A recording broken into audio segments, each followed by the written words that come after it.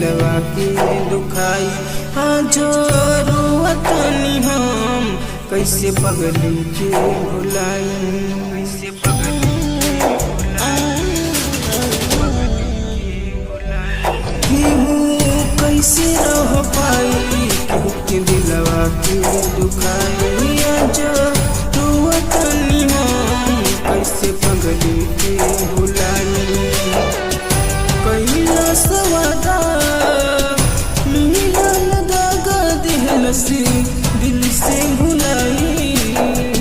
कैली बेवफाई जान कैली बेवफाई, कैली बेवफाई जान कैली बेवफाई, कैली बेवफाई जान कैली बेवफाई।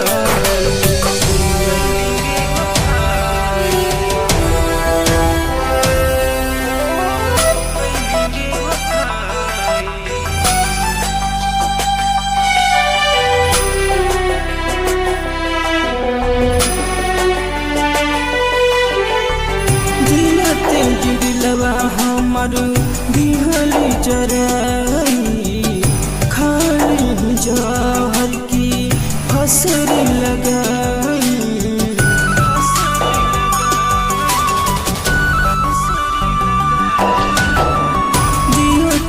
दिलवा हमर दिहल जराई, खाली जहर की फसर लगाई।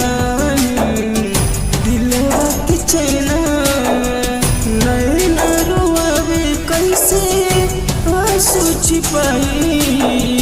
कैलू बेवफाई कैलू बेवफाई जान कैलू बेवफाई, कैलू बेवफाई जान कैलू बेवफाई।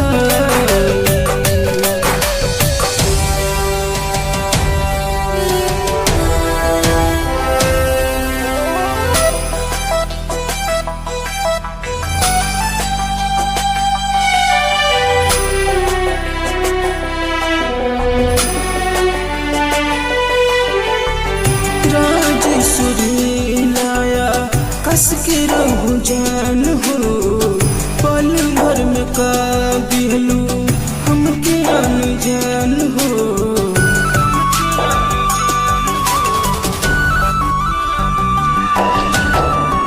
राजेश्वरी लाया कस के रहू जान हो, पल भर में का दिहलू हमके अनजान हो। राहुल रोहित बाटे नाराज आज देख के सच्चाई। कैलू बेवफाई कैलू बेवफाई जान कैलू बेवफाई, कैलू बेवफाई।